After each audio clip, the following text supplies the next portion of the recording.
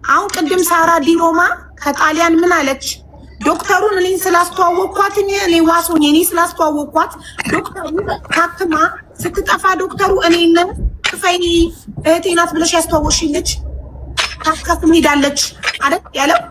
ስለዚህ ልክ እንደዛ ማሜ ነው ሀብታሙንና ማነው ስሙ ሀብታሙንና መኮንንን ያስተዋወቃቸው ያገናኛቸው እሱ ነው አይደለ?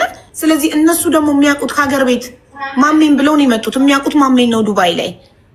እነዚህ ሰዎች ደሞዛቸውን ይዘውባቸው ሲጠፉ ማንን ነው የሚጠይቁት? ማንን ነው መጠየቅ ያለባቸው? ማሜን አይደል? ያገናኘከን ልጆች፣ ስራ ያስገባከን ልጆች ደሞዛችንን ላባችንን ይዘውብን ጠፉ። ማንን ይጠይቁ ታዲያ? እነዚህ ልጆች ህጋዊ አይደሉ? በህግ ሄደው አይከሱ። ውል የላቸው፣ ሌበር አይዲ የላቸው። ሰው ህገ ወጥ ለመሆን የህግ ከለላ ላያገኝ ግማሽ ሚሊዮን ብር ከፍሎ የሰው ሀገር ይመጣል።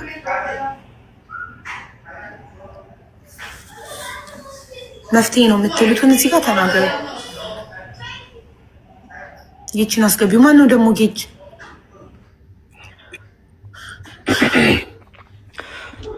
ሰላማዊ ሰላም ቴዲ፣ እንዴት ነህ? እንዴት ነሽ? ልኝት ሰላም ነው አለን። ሰላም ነው እግዚአብሔር ይመስገን። ሰላም እንደምን አላችሁ ሁላችሁ? አለን አለን። አዊ አሁን ሳይ ሰሞኑን እያየሁ ነበር አንቺ ልቅሻቸውን ቪዲዮዎች እና የምር እውነት ለመናገር በጣም የሚያሳዝን እኔ እግዚአብሔርን ነው የምልሽ፣ በጣም ነው እግዚአብሔርን። እኔ እዚህ ሰፈር እኔ የምኖረው አልበረሃ የሚባል ሰፈር ነው ዱባይ ማለት ነው። እና የምር ነው የምነግርሽ፣ የምር ነው በቃ ላይክ አንጀቴን ነው የሚበሉኝ ከምነግርሽ በላይ ማለት ነው። ኡራኤልን ነው የምልሽ ማለት የሰው ልጅ አሁን እንደውም ቅዝቃዜ ስለሆነ እግዚአብሔር ይመስገን እንደው አትሊስት ይችሉታል ብዬ አስባለሁ። የምር ነው የምነግርሽ፣ ጎዳና ላይ ነው ወድቀው ማያቸው፣ ሳር ላይ ነው ተኝተው ማገኛቸው በብዛት ማለት ነው። እግዚአብሔርን ነው የምነግርሽ።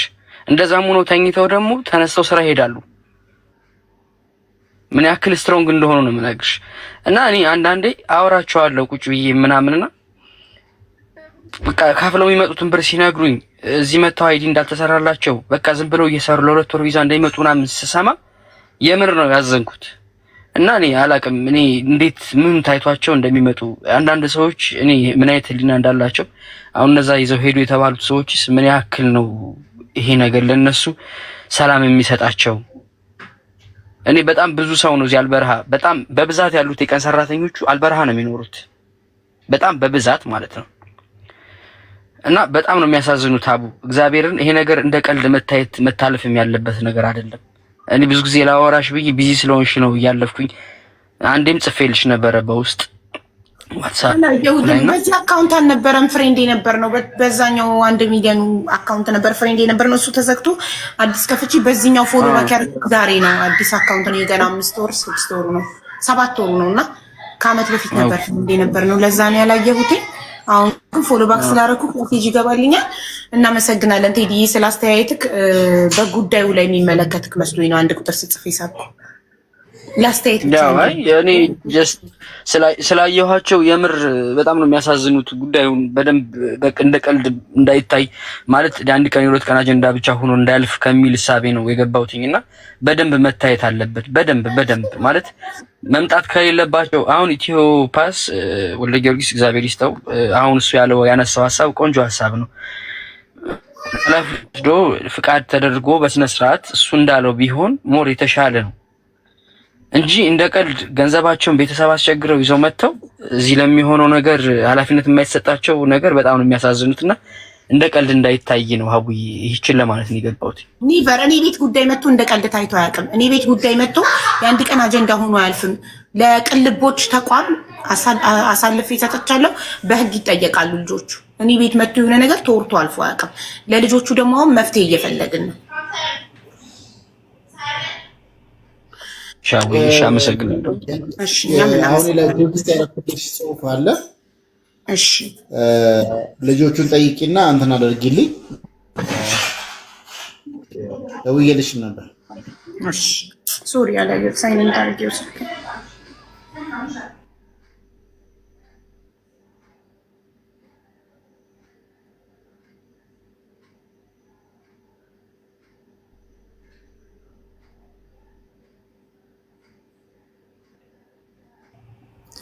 እሺ ሉል ቪዲዮ አብሩና ምላሽ ስጡኝ ለምጠይቃችሁ ጥያቄ አሁን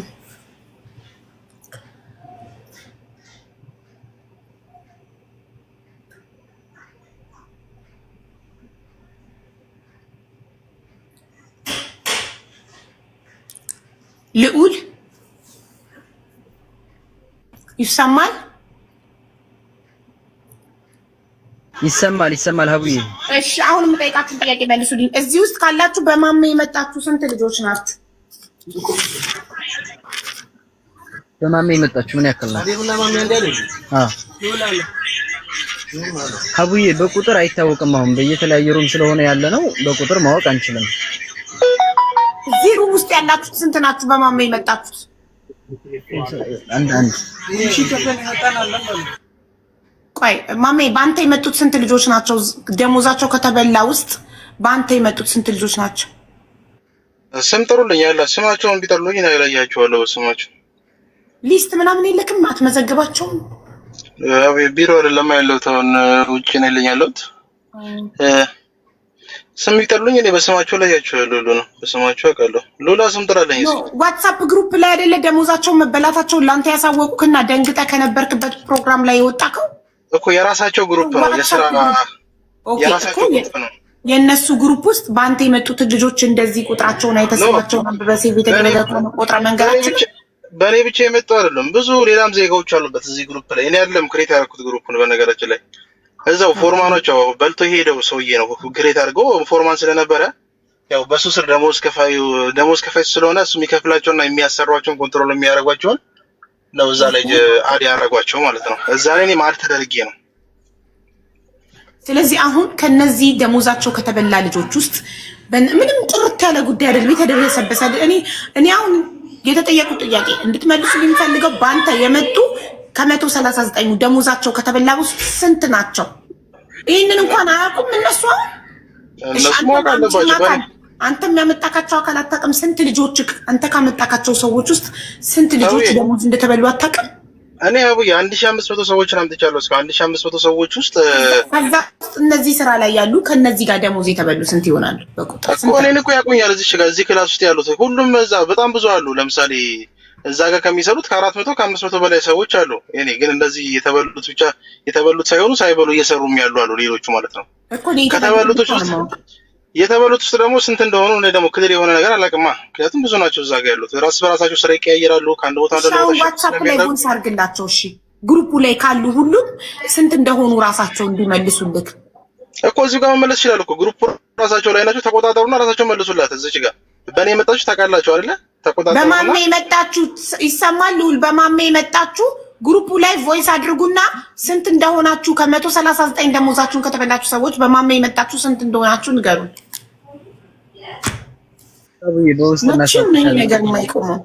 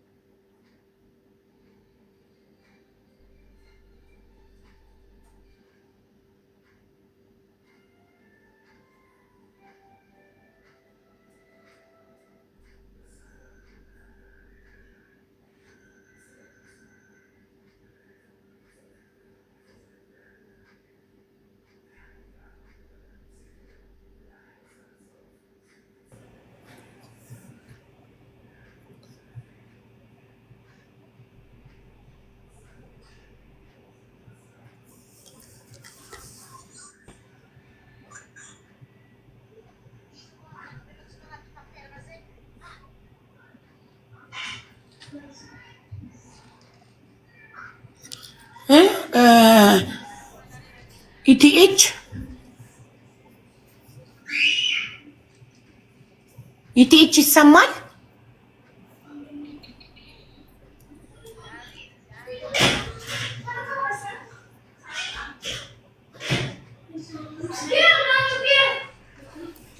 እነ ልዑል እስካሁን ድረስ እንትን እያሉ ነው። እስካሁን ድረስ ስንት እንደሆነ እየጠየቁ ነው። ምን ጉድ ነው?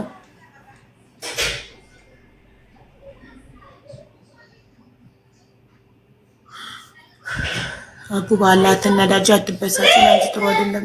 ኧረ በእናትሽ ሰው እድሜ ልኩን አይሰለጥንም። እኔ 3 ዓመት ሙሉ በህገወጥ መንገድ አትምጡ እያልኩኝ ቪዲዮ እየሰራው ላይቭ ላይ እያወራው ስንት የደላላ ጠላት አፈራው። እነሱ እድሜ ልካቸውን እዛው እድሜ ልካቸውን የማይሰለጥኑ እድሜ ልካቸውን ከህጋዊ ለምንድነው አበሻ ስደት ላይ ያለ አበሻ ከህጋዊነት ህገወጥነትን የሚመርጠው? ሳውዲ በባህር በህገወጥ መንገድ ይሄዳሉ። ሴቶቹ ይደፈራሉ፣ ይደበደባሉ፣ ይሞታሉ። በየቀኑ ከሳውዲ ሬሳ ይገባል። ምንም የማይማሩ በህገወጥ ሊቢያ ይሄዳሉ። ሊቢያ መጥተው ላይቭ እየከፈቱ ያለቅሳሉ። ተደፈርን፣ አረገዘን፣ ልጆቻችን ተራቡ፣ እንዲሆነን ይላሉ። እድሜ ልክ አንድ አይነት ሰው ከአመት አመት አይሻሻልም። ኧረ እንደዛ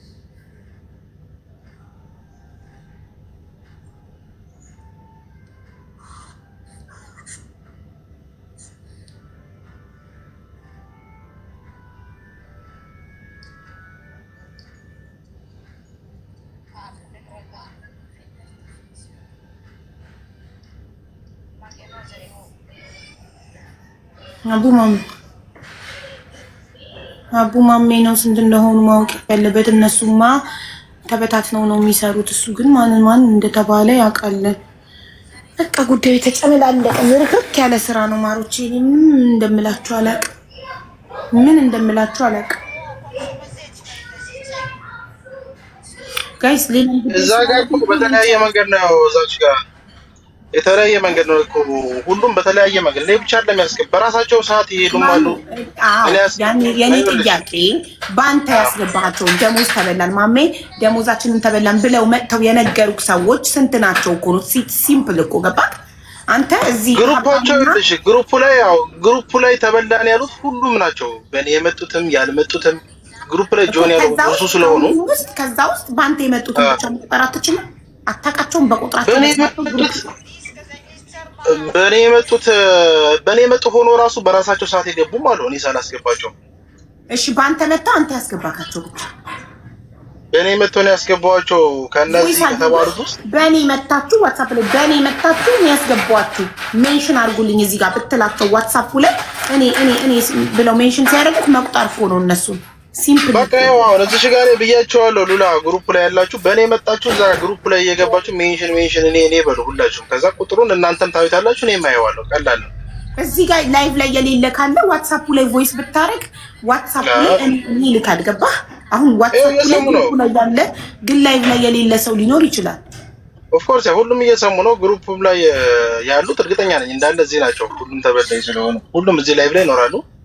ገብታችሁ ያው አንድ ሰው እኔ ብላችሁ ሜንሽን አድርጉ። አሁን አንድ ስልክ ስለያዝኩኝ እኔ ብላችሁ ሁላችሁ ሜንሽን አድርጉልኝ። ከዛ ቁጥሩን ደግሞ እኔ ያየዋለሁ፣ እናንተም ታዩታላችሁ። ይሄን አህል ትላላችሁ። እርግጠኛ ነኝ ከ20 ወይ ከ25 አይበልጡም ብዙ ከተባለ።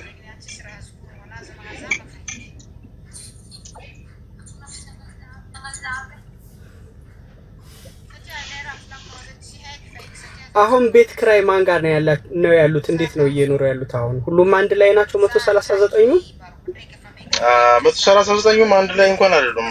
ወልዴ የተለያየ ቦታ ናቸው። እንዴት ነው ያሉት? ስንት ቦታ ላይ ነው ያሉት እና ስንት ብር ነው የወር ኪራይ የሚከፍሉት? ሩማቸው ደሞዛቸው ያው በቀን 80 ብር ሂሳብ 2080 ብር ነው።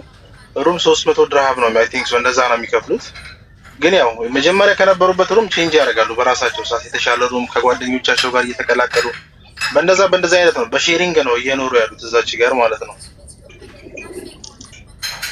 ኦኬ አሁን ለስንት ሰው ነው 300? ለአንድ ሰው 300? አዎ ለአንድ ሰው 300። ኦኬ እንደዛ ነው። ከባድ ነው።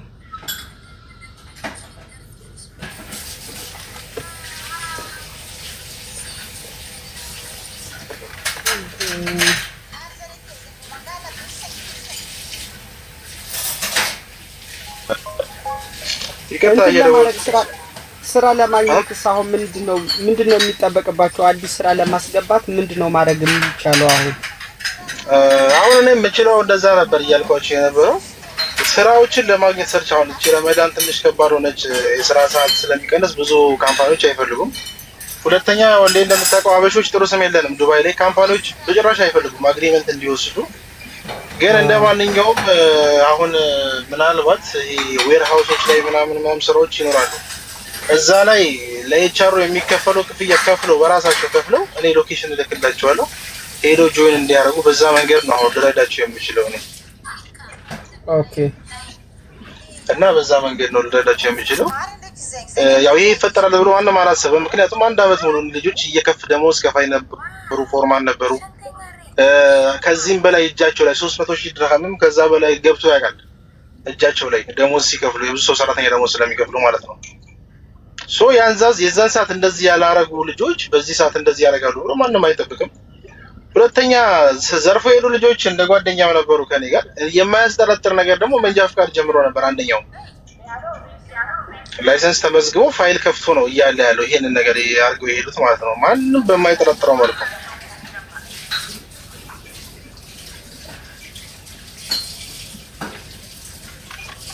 እኔ ያው ማድረግ የምችለው እዚህ ጋር አንደኛ ብሎክ ማስደረግ ነበረ ካምፓኒው በእኛ ስለተሰራ። ግን ያው ከረፈደ ነው እኛም የሰማነው ያወቅነው። ኦኬ ትንሽ ያ ነው ችግር የሆነብን። ሁሉም ደግሞ ያዘናጓቸው እነሱ በሚወጡበት ታይም ከዚህ ሀገር በሚወጡበት ታይም በዛ ሰዓት መተን ነው ደሞዝ እንከፍላቸዋለን ብለው ግሩፕ ላይ ቮይስ ያደርጉላቸው። ኦኬ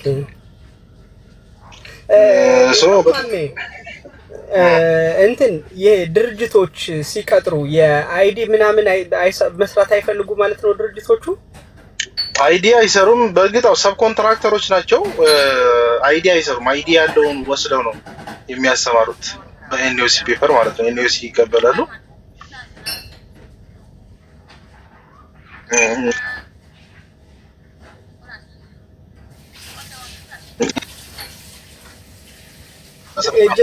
ኤጀንሲ ተከፍቶ አሬንጅ ተደርጎ አሁን ባልኩህ እኛ በምንከፍተው ኤጀንሲ ሰዎችን አምጥተን እናስቀጥር ብትሉ የግዴታ አይዲ ያለው ስለሚፈልግ ያኛው ደግሞ ህጋዊ ኤጀንሲ ከሆነ ደግሞ እንደዛ አይነት አሰራር ስለማይቻል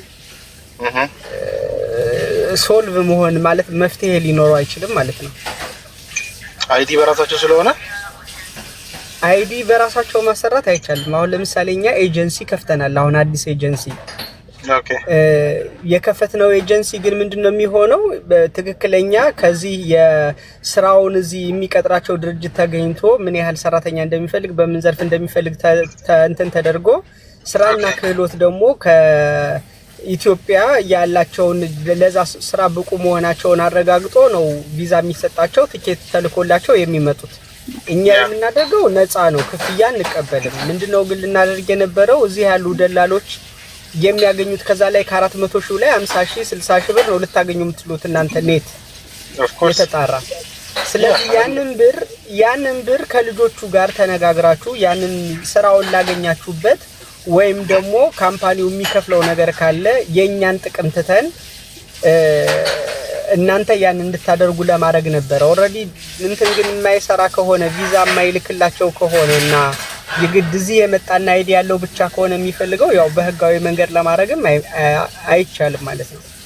ባይዘው እኮ በነገራችን ላይ ኮንትራክት እኔም እንደዚሁ እሰራለሁ። በርግጥ አሁን ያመጣው ሀሳብ በጣም አሪፍ ነው። እኔም እደግፈዋለሁ። እኔም እቀላቀላለሁ እንደዚህ ማለት ግሩፕ ላይ እቀላቀላለሁ። ያንተንም ያው ማካለም ለምንድን ነው እንደዛ ያልኩኝ የገባሁኝ ስራውን ኦሬዲ አንተ ቀጣሪ ድርጅቶችን ታውቃለህ ማለት ነው። ኦሬዲ ይሄን ያህል አንተ እያመጣህ አይዲ እያሰራ ይሄን ያህል ሰራተኞችን ስራ የምታስገባ ከሆነ ቀጣሪ ድርጅቶችን እየዞርክ እያነጋገርክ ሰራተኛ እናቀርብላችኋለን ትላለህ። እኛ ግን ምንድነው የሚያደርገው ድርጅቱ አንደኛ ስናመጣቸው ኢትዮጵያ እንትን አርማታ ከሆነ የሚሰሩት አርማታ ብለን በግልጽ እንነግራቸዋለን። በጣም ከባድ ነው፣ በጣም ሙቀት ነው፣ ደሞዛቸው ይሄን ያህል ነው።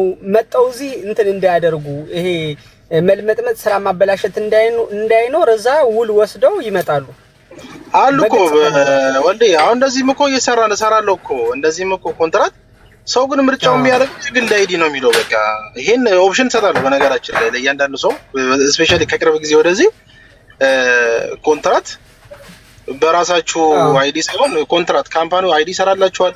ለ2 አመት አግሪመንት አድርጋችሁ ትገባላችሁ፣ ትሰራላችሁ። ደሞዙ ትንሽ ያነስ ያለ ነው፣ ግን በራሳቸው ሰዓት በቃ በግል አይዲ ነው ፍሪ ቪዛ ነው የምንፈልገው ሲሉ ደግሞ ያው ስራ መግፋት አትችልም፣ ትሰራለህ። አንዳንዴ በቃ ያው ታውቀዋለህ የስራውን ሁኔታ እዚህ ሀገር። አዎ ገብቶኛል። ያ በራሱ ኃላፊነት ይወስዳል። ያ ራሱ እየመረጠው ስለሆነ ህግ ወጡ የገባው ለሚደርስበት ችግር ራሱ ኃላፊነት እንዲወስድ ራሱን ማጋፈጥ ነው። መጀመሪያ አንተ ምንም ሳይከፍል በነፃ ስራ የሚገባበትን መንገድ ተመቻችቶለት አይ እኔ መክፈል ፈልጋለሁ በራስ አይዲ ነው መስራት የምፈልገው ብሎ 500 ሺህ ብር ካወጣ ሀብታም ነው ያወጣ፣ ምን አገባን? ብዙም ጊዜ ደግሞ አሁን ምናልባት እዚህ አሁን ኮንትራት የሚሰሩ ሰዎች አሉ። የቪዛ ኮስት ይጠይቁኛል። ለምሳሌ አሁን የቪዛ ኮስት ይጠይቁኛል ቢያንስ ትንሽ በቃ ለኮንስትራክሽን ከሆነ 1500፣ ሌሎች ክሊኒንግ እንዲ ጋርደን ላይ ምናምን ሲሆን ደግሞ እስከ 2500 እስከ 3000 ድረስ የቪዛ ኮስት ይጠይቃሉ። ካምፓኒው ራሱ ሰብ ኮንትራክተር ስለሆነ ማለት ነው። ብዙ ጊዜ እኔ ማገኛቸው ይጠይቃሉ። እና እዚህ ጋር ያለው ወጪ አለ፣ ለካምፓኒው የምትከፍለው የቪዛ ኮስት የምትከፍለው አለ። ኢትዮጵያ ላይ ማህበራዊ ጉዳይ ኤጀንሲዎች ምናምን እዛ ጋር የምታስጨርሰው ጉዳዮች አሉ፣ ሲኦሲ እና ኪውአር ኮድ የሚባሉ ቲኬትን ጨምሮ ማለት ነው። ኦኬ ተረዳኝ። እነዚህ ወጪዎችን ደምረ የራስን የተወሰነ ነገር ይዘህ ከፍሪ ቪዛው በጣም በሚቀንስ ሁኔታ ኦፕሽን ሲቀርብላቸው ሰው ምርጫው የሚያደርገው ፍሪ ቪዛ ነው። በጣም ብዙ ሰው ማለት ነው። ኦኬ በፍሪ ቪዛ ውጤታማ የሆኑ የሉም ማለት አይደለም፣ አሉ። በራሳቸው አይዲ አሰርተው ሌበር ኮንትራክት ወስደው ፍሪ ቪዛ የሚባለው ነገር ህገወጥ ነው። የኢማራት መንግስት አያውቀውም። ፍሪ ቪዛ የሚባል ነገር የለም ኢማራት ላይ። በሚገባ ህገወጥ ነው፣ በሚገባ ህገወጥ ነው። ይሄ ማንም የማይክደው ሀቅ ነው። ነገርን አናበረታታም ማማሜ፣ ህገወጥ አይበረታታም፣ ህገወጥ ነው። ፍሪ ቪዛ የሚባል ነገር የኢማራት መንግስት አልፈቀደም። ስለዚህ ህገወጥ ነገር ደግሞ እኔ ቤቴ ውስጥ አላጸድቅም፣ አላስተላለፍም። ህገወጥ ነው። በአጠቃላይ ስራው ህገወጥ በህገወጥ ነው እየተካሄደ ያለው። በአጠቃላይ ህገ ወጥ ነው እኮ ማንም ያውቀዋል፣ የትኛውም ሰው ያውቀዋል። ህጋዊ እኮ ነው የሚለው የለም እኮ። ግን ብዙ ሰው ሰራው ማለት አሁን እኔ ማንኛውም ሰው እንደሚሰራው ነው ህገ ወጥ ስራ የምሰራው ከተባለ እከሌ ስለገደለ ወይ አብዛኛው ሰው ገዳይ ስለሆነ ገዳይ ሆናለሁ ማለት ነው።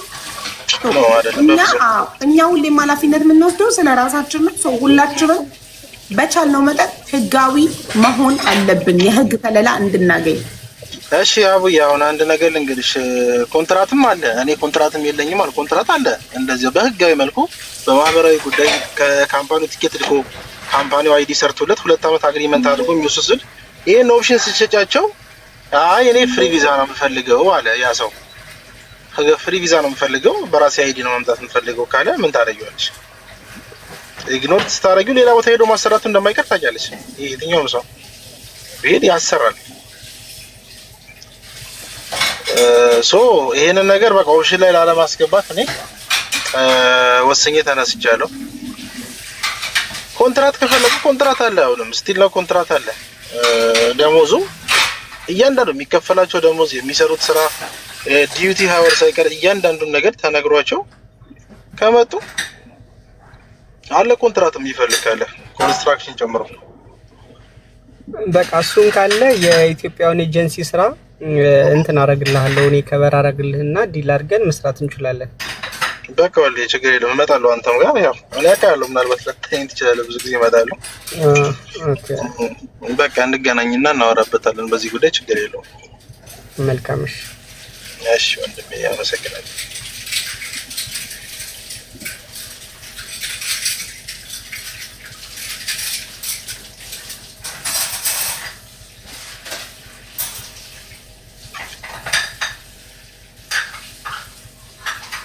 እሺ ልውል እየጠበኳችሁ ነው። ቆጠራችሁ? ስንት ደረሳችሁ? ስንት እንደሆናችሁ ንገሩኝ። እንትን ላድርግ እኔ በቃ ሀቡ ወደ ቤት እየገባው ነው። የሚታገዝ ነገር ሲኖር ጻፊልኝ ዋትስአፕ ላይ ለነዚህ ልጆች ጋር እንትን በተባለ ማገዝ ያለብን ነገር ሲኖር እንትን አንዳንድ ነገር ካለ ማለት ነው። ይሄው ሙሉ ለሙሉ ከበር ማድረግ ባንችልም የተወሰነ ነገር ግን አሁን ሳወራ ይሄ ማስታወቂያ ኮንቴንት ያለው ወይም የሆነ ኤጀንሲ እንደከፈቱ ስለተናገርኩ ፕሮሞሽን ነውና ልክፈል። ኧረ ችግር የለም። አይ የለም ነፃ የለም። ይሄው እኛ ብቻ ህጋዊ ኤጀንሲ እንደከፈቱኝ ስለተናገርኩኝ ለዛ ነው ፕሮሞሽን ኮንቴንትን ስለነበረው ሳወራ የነበረው መፍትሄ ብቻ አልነበረም። ኦልሬዲ ኤጀንሲ ፕሮሞሽን ነፃ የለም። እንደ ወልደ ጊዮርጊስ ከሱ ተማሩ። ፕሮሞሽን ነፃ የለም። ገብታችሁ ትንሽ እንኳን ታስተዋውቃችሁ እንደዚህ ያርጉ። እኔም ጋር ብትመጪ በነፃ የለም። ለዛ ነው አንተ ብቻ ፈትንገን እንጂ በህጋዊ መንገድ በጣም ብዙ ልጆች መምጣት ይፈልጋሉ። ህጋዊ ነገር ነው የምንፈልገው እኛ በህጋዊ መንገድ ደረታችንን ነፍተን እህት ወንድሞቻችን እኛ ደግሞ የከፈትነው ለዚህ ፐርፐዝ ብቻ ሁላ አይደለም።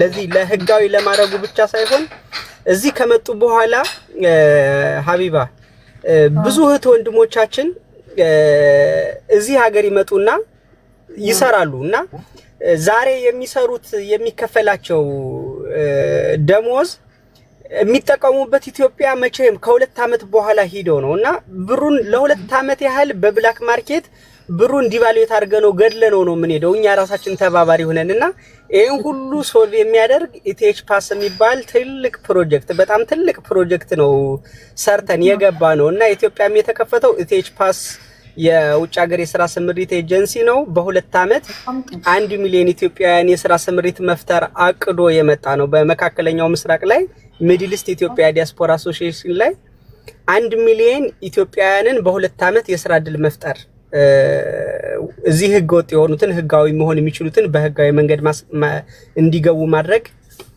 ፕላስ ደግሞ እዚህ ሆነው ኢምሬት ውስጥ ሆነው ወደ አገራቸው ወደ ኢትዮጵያ ኢንቨስት ያደረጉ ኢትዮጵያ የሚልኩት ብር ዝም ብሎ መቀመጥና ከ2 አመት በኋላ ዋጋው ወርዶ እንዳይጠብቃቸው ስራ የሚሰሩበትን ኦፕሽን ሰርተን ጨርሰናል።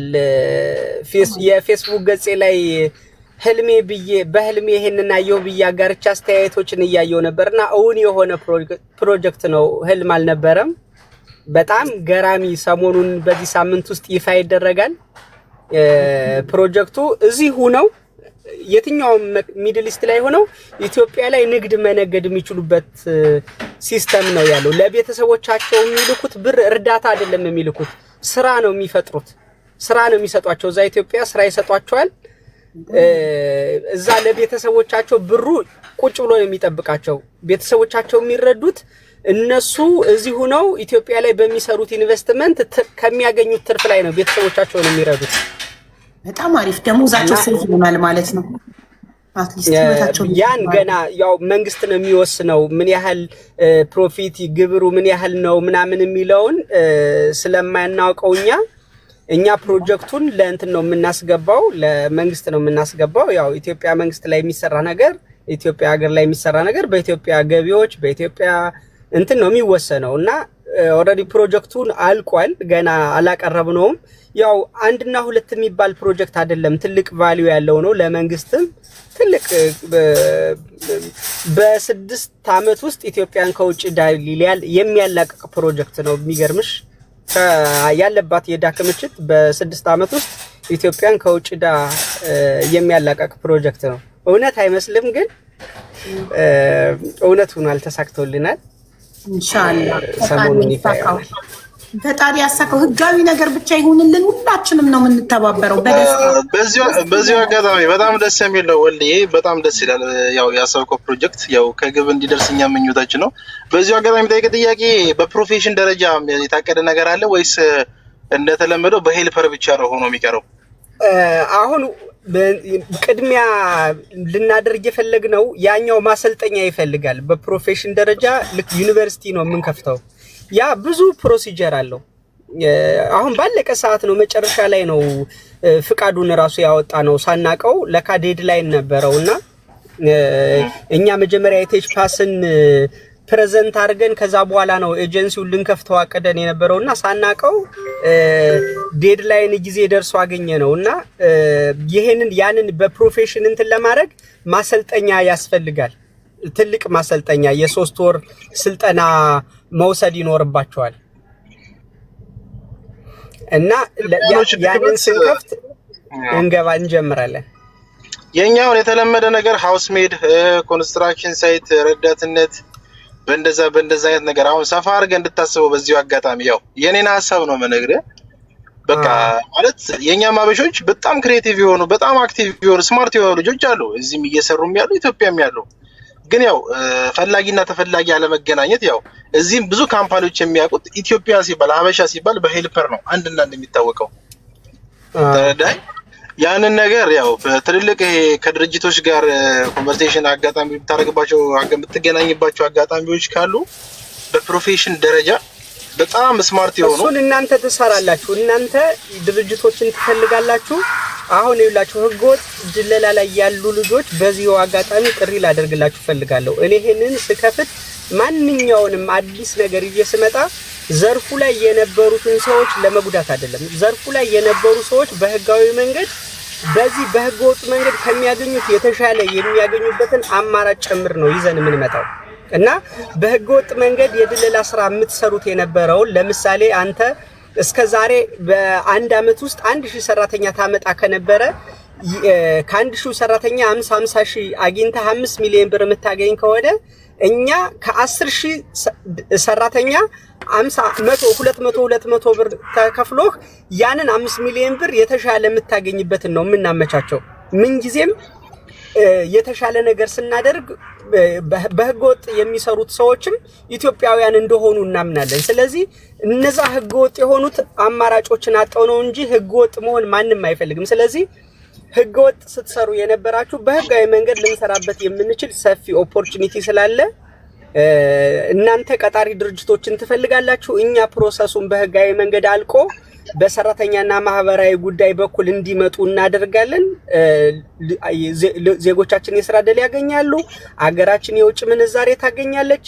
የዜጎቻችን ደግሞ የሚድል ኢስት ዲያስፖራ አሶሲዬሽን አባላት ደግሞ ቤተሰቦቻቸውን ይደግፋሉ። ይሄንን እናደርጋለን። አመሰግናለሁ። ደህና እደሩ። እኛም እናመሰግናለን። ኤጀንሲው ስራውን ሲጀምር መተካሳውቀን ፕሊዝ። እሺ አሳውቃቸው። አርሶ ስራውን ሲጀምር መተካሳውቀን። ብዙ ልጆች ስለሚፈልጉ ህጋዊ ነገር እኛም በህጋዊ መተው እህቶቻችን ምንም አይነት በደል ቢደርስባቸው ህግ ጥላ ከለላ ስለሚሆናቸው ለዛ እንመርጣለን ህጋዊነትን እና ልክ ሲጀመር አሳውቀን። አመሰግናለሁ። በጣም እናመሰግናለሁ። እሺ ልዑል መሐመድ ልኮል ማሜ ይሰማል። አው ማሜ ማን ልኮልኝ 55 ሰዎች ነው ያለኝ። ማሜ ማን በዋትስአፕ በማሜ ዱባይ የመጡት 55 ልጆች ናቸው ነው ያለኝ። ይሰማል ልዑል? ይሰማል አቡዬ። ስንት ናችሁ እናንተ? ማሜ ማን የሚባለው ልጅ 55 ናችሁ። 55 ነን አለ ናችሁ። 55 በማሜ የመጣችሁት ደሞዛችሁን ከተበላችሁት ውስጥ 55። አሁን እዚህ ያለው ሰው የተገኘው 55 ሰው ብቻ ነው። ኦኬ በማሜን የመጣችሁት ማሜን ያስገባችሁ። እሺ 55ታችሁም ለማሜ የከፈላችሁበት ደረሰኝ አላችሁ? አላችሁ ደረሰ? ሌሎቻችሁ ለማሜ የከፈላችሁበት ትመጡ ሁላችሁም ደረሰ? 55ን ብቻ መሆንም 55 ድረስ መድረስም እንትን ግዴታ የለውም። 5ም 10ም ከተገኘ የዛን ደረሰኝ እስቲ ይላክልኝ። ግዴታ 55ታችሁም ባይኖራችሁ እንኳን ያላችሁ ደረሰኝ ያላችሁ ሰዎች ለልዑል ላኩለት። ልዑል ይላክልኝ ዋትስአፕ ላይ አሁን ደረሰኝ ያላችሁ ልጆች